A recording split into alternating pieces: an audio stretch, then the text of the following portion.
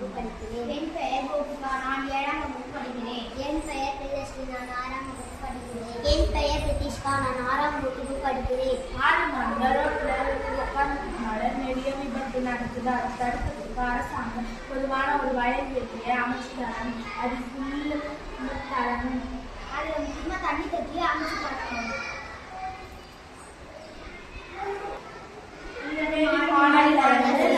கால்நடை பாதுகாப்பு மையம் ஒவ்வொரு காலத்திலும் செய்து தர வேண்டும்.